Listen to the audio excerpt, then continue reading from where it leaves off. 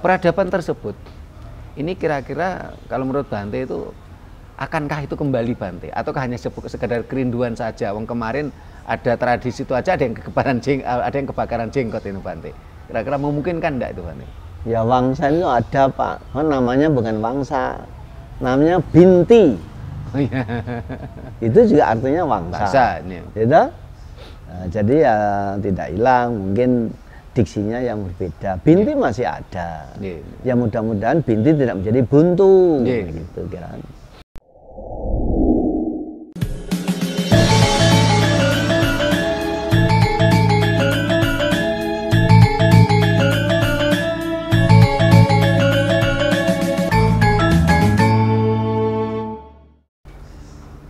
Rahayu, para pemirsa Raket Prasaja TV channel yang kami hormati, kita berjumpa kembali dalam kegiatan Yayasan Raket Prasaja, Lembaga Pengkajian Pelestarian dan Pengembangan Budaya Nusantara. Nah, para pemirsa, kemarin heboh dengan kegiatan Biku Tudong dari Thailand, jalan kaki sampai ke Candi Borobudur.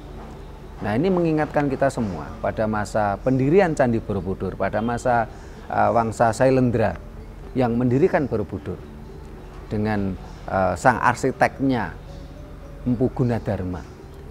Ini menandakan sebuah peradaban besar.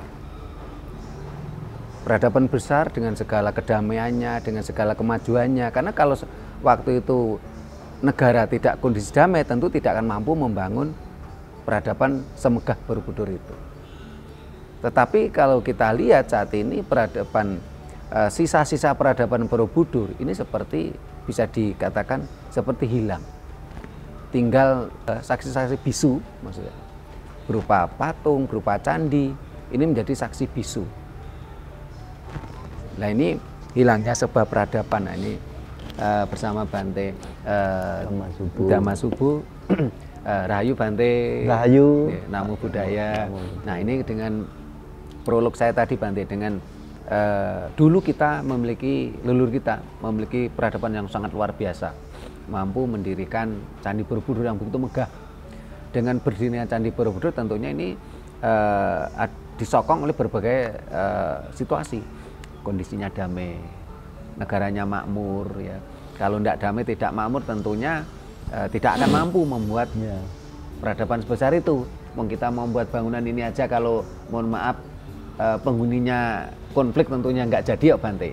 Nah, sementara saat ini peradaban itu seperti hilang Bante.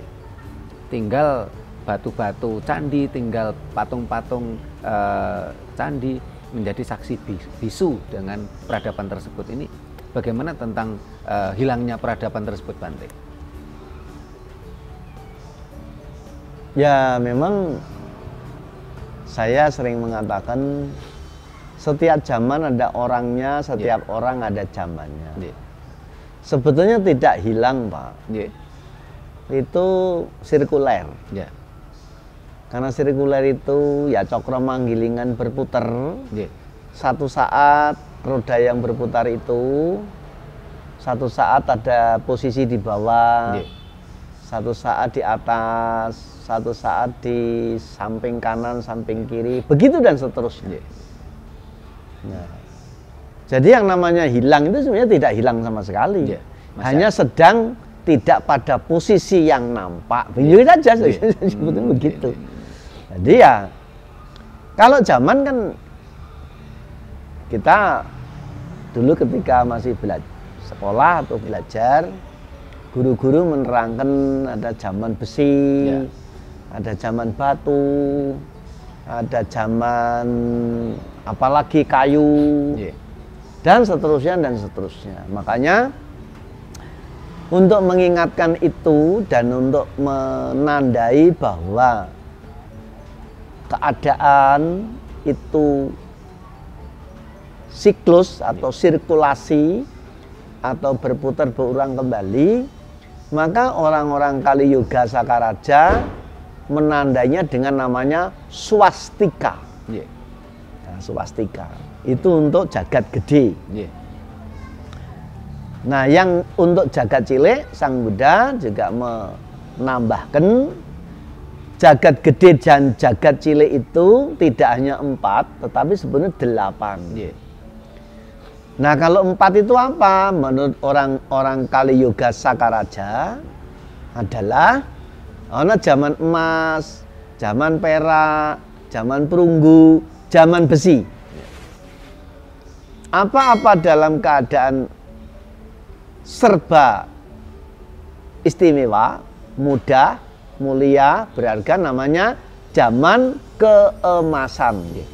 Tapi karena ini siklus, tidak selamanya emas, nurun kualitasnya jadi perak, turun lagi dari perunggu, turun lagi zaman besi.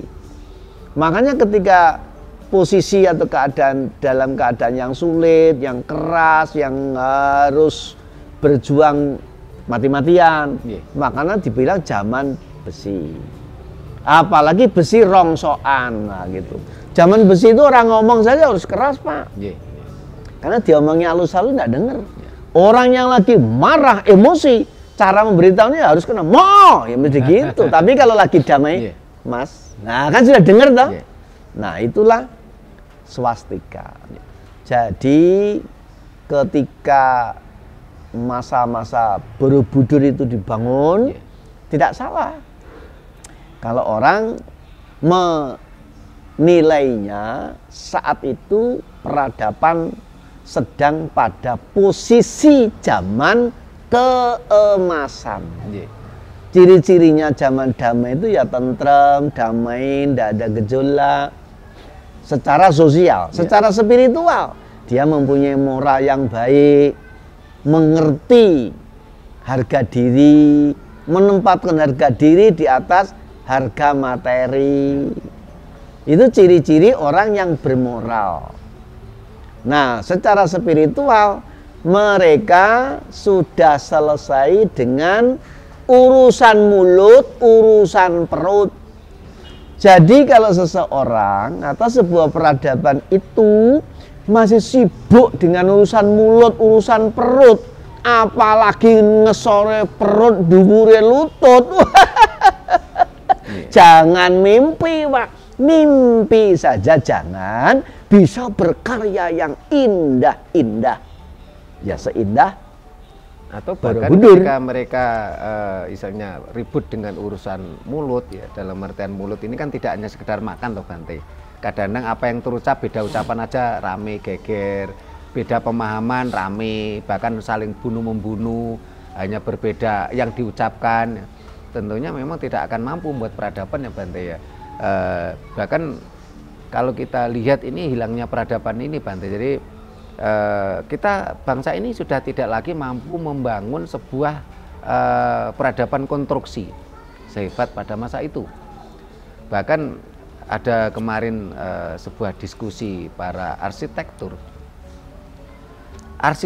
sekarang, orang-orang sekarang, para insinyur-insinyur sekarang ini kalau disuruh bangun seperti Borobudur tidak mampu Bante, tidak sanggup mereka.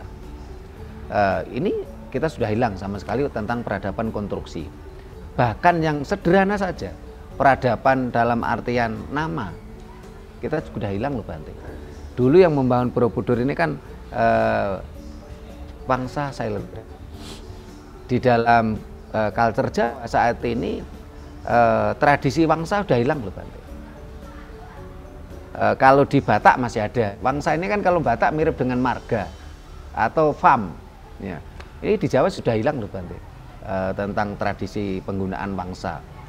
Terus wangsa hilang, terus nama-nama ya dulu ada Sailendra, ya, nama-nama Jawa kuno atau Gunadarma. Ya.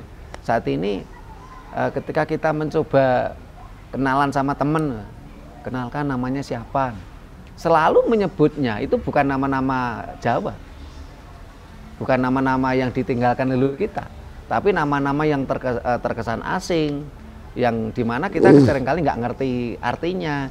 Nah, peradaban tersebut ini kira-kira kalau menurut Bante itu akankah itu kembali Bante, ataukah hanya sekedar kerinduan saja? Wong kemarin ada tradisi itu aja, ada yang kebakaran jenggot ini Bante. Kira-kira memungkinkan enggak itu Bante? Ya wangsa itu ada Pak, namanya bukan wangsa, namanya binti. Itu juga artinya wangsa. Bahasa, ya. Gitu? Jadi ya tidak hilang, mungkin diksinya yang berbeda. Binti masih ada. Ya mudah-mudahan binti tidak menjadi buntu, gitu kan. Ya kerinduan memang selalu ada. Bentuknya apa? Mungkin ya bentuknya lain. Yang tidak berubah nanti energinya. Atau kalau bahasa kimia namanya esensinya. Esennya. Esen itu biang. Biang itu energi sedikit tetapi mempunyai daya yang besar sekali. Contohnya biang minyak wangi, satu tetes, tapi kan bisa mengharumkan satu ruangan. Jadi sangat memungkinkan bisa kembali ya peradaban yang hilang tadi, Bante. Iya, jadi kalau saja orang merindukan kedamaian atau kembalinya zaman seperti ketika Borobudur dibangun, yang artinya peradaban sedang pada posisi aman, nyaman, dan mapan. Mungkin kembalinya nanti ya kapan saja, kalau kita sudah bisa menciptakan sehingga kita bisa berada dalam situasi yang aman, yang mapan, yang damai, orang yang tidak usil, orang yang tidak jahil. Kalau Jawa ya kembali ke Jawa, nek Madura ya kembali ke Madura. Sebab ono Jawa, ono Jawi, ono Jawan, ono jahil. Jahil wae wis jahil mertakil. Nah, itu kan nemen to, Pak. Nah, gitu. Mudah-mudahan ya doa kita bersama ya, Bante ya, jadi peradaban yang hilang itu bisa kembali. Ya minimal kalau kita belum mampu membuat peradaban konstruksi yang luar biasa tersebut, ya minimal kita mulai dari tradisi wangsa tadi, Bante. Karena kalau Bante tadi mengatakan binti, ini bukan wangsa, Bante. Binti itu dari bahasa Arab untuk perempuan, anak perempuan. Kalau bin itu anak laki-laki. Ini hanya menggambarkan anak. Umpamanya sebagai contoh, misalnya saya punya anak, sebagai contoh ini Chandra bin Sutrimo. Cuman mengatakan Chandra ini anaknya Sutrimo. Tapi kalau wangsa itu kan sebuah keluarga besar, Bante. Wangsa, sebuah keturunan. Sehingga banyak wangsa Sailendra itu memiliki keturunan raja-raja besarnya ada sekitar 7 raja, Bante. Dengan mengatakan wangsa itu ini sudah jelas. Tapi kalau binti atau bin itu kan cuma satu, mengarah pada satu orang tua, gitu, Bante. Ya mudah-mudahan lah mulai sekarang kita memberi pencerahan, nanti kita memulai dari nama dulu lah. Kita mulai dari nama untuk membuat wangsa. Ini terutama anak-anak muda yang sudah mulai tercerahkan, yang selama ini terus mengikuti channel Raket Prasojo TV. Kalau punya anak, cobalah bentuk wangsa untuk kita kembalikan tradisi Nusantara. Kemarin termasuk ada salah satu anggota kita, seorang pengacara yang mencoba mengajukan ke pengadilan untuk dia membentuk wangsa.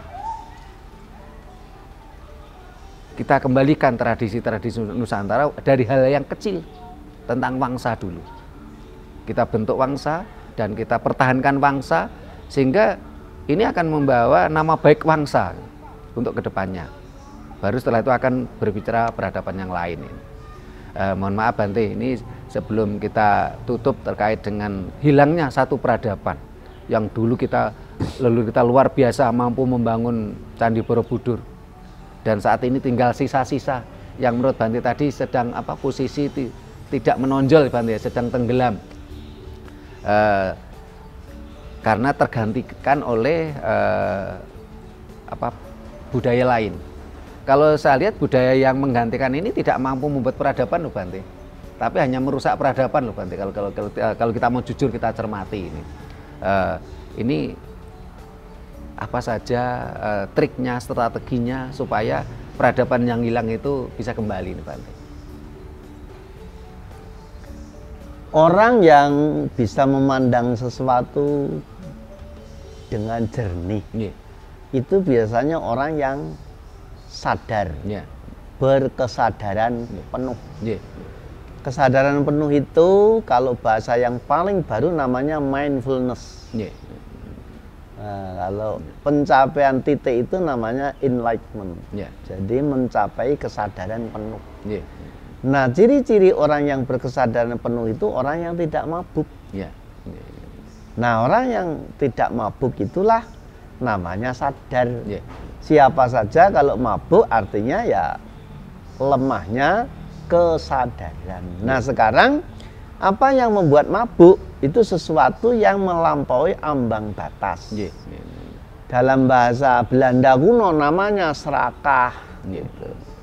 Nah, keserakahan itulah yang kita sampai menjadi mabuk. Ya. Jadi kayak misalnya alkohol. Ya. Alkohol barang yang dibutuhkan Ya. untuk kepentingan kesehatan. Ya. Tetapi kalau alkohol digunakan sampai melampaui batas, itu juga akan menjadi memabukkan. Ya. Jadi yang membuat mabuk Ya. sesuatu yang melebihi ambang batas. Ya. Itu menjadi mabuk. Ya. Donga baik, Ya. tapi nek donga melulu, apa ya duit itu tiba saka langit. Gak kerja ya penting. Ora kerja, ya toh? Nggih, Nah, nggih. meditasi baik. Nggih. Tapi coba lah, apa ya meditasi melulu. Apa ya ujug-ujug ana sego glundung nang ngarepe. Nggih, nggih. Ya toh? Nggih. Nah, dan seterusnya. Ya. Meditasi baik, dibutuhkan dan itu mencerahkan. Ya. Tapi ada batas-batasnya. Nggih. Nah, begitu dan seterusnya, Pak. Nah, sekarang Nggih. apa yang bisa menjadikan batas Ya. dari kelebihan itu? Yaitu satu kata. Coba diperhatikan antara kata keinginan dan kebutuhan. Nggih. Itu dulu. Nggih. Mungkin di kesempatan yang lalu atau saya sudah lupa atau dengan Pak Trimo atau dengan siapa, Nggih. saya mengusulkan, Nggih. mbok coba toh kita itu memahami betul Nggih. arti kata keinginan dan kebutuhan. Nggih. Setelah dipahami dengan betul, ternyata beda. Nggih. Bedanya di mana? Kalau kebutuhan itu ada batas waktunya. Nggih. Tetapi kalau keinginan itu tidak mengenal batas waktu. Nggih. Contohnya makan. Nggih. Kalau makan ini sebagai kebutuhan, ada batasnya. Nggih. Karena kebutuhan makan itu untuk mengisi perut, agar perut punya tenaga, untuk menjaga kesehatan. Sebenarnya makan apa saja kan bisa. Nggih. Cukup. Iya. Nggih. Nah, pisang rebus bisa, Nggih. singkong bisa. Yang Nggih. penting kan kenyang Nggih. dan sehat. Nggih. Contohnya saya Nggih. makan 1 kali dan tanpa nasi. Nggih. Saya jalani baru 37 tahun, kok ya bisa? Nggih. Kok ya masih sehat sampai Nggih. saat ini? Nggih. Karena saya tempatkan makan sebagai kebutuhan. Nggih. Beda dengan kalau makan sebagai keinginan. Kalau makan sebagai keinginan bukan kebutuhan itu nggak mengenal batas waktu, Pak. Nggih. Orang ingin makan. Nah, kalau orang masih belum mampu, mikirnya besok makan apa. Nggih. Tapi karena tidak mampu kan tidak punya pilihan apa, toh, Pak? Nggih. Baru bertanya besok makan apa. Tapi pengen banget harus makan. Nggih. Nah, karena kalau makan sebagai keinginan, besok makan apa. Kalau orang sudah mampu, inginnya besok makan di mana. Nggih. Orang yang sudah berkemampuan lebih pengennya besok makan siapa, kan begitu saja. Jadi makan di apa, makan di mana, makan siapa. Itulah bedanya keinginan dan kebutuhan. Kepada siapa saja yang tidak mampu membatasi, tidak mampu membedakan antara keinginan dan kebutuhan, dia pasti kehilangan kejernihan berpikir, kejernihan memandang, dan kedewasaan berpikirnya. Terima kasih Bante. Nah, para pemirsa, apa yang disampaikan Bante Dhammasubhu Mahatera ini luar biasa dan ternyata selaras dengan visi misi Yayasan Raket Prasojo. Ketika kita menginginkan peradaban yang beradab, peradaban yang rahayu sagung dumadi, kita kembali bangkitnya Nusantara. Tadi strateginya menurut Bante dan persis yang kita laksanakan selama ini yaitu satu, kita harus sadar diri. Dua, berpikir jernih atau nalar sehat. Yang ketiga, kita tidak mabuk dogma. Karena di mana suatu bangsa mabuk dogma, pasti nalarnya lemah, nalar sehatnya lemah.